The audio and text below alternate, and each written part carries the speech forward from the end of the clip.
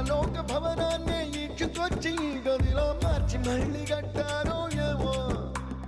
మాయజాలము తెలుసు, మంత్రకారడి తెలుసు, రెంటి కన్న ఇది ఇంకోటేమో. నీలాకాశం నేలాకొస్తే ఇట్టాగే ఉంటాదో ఏమో. ఈ సంతోషం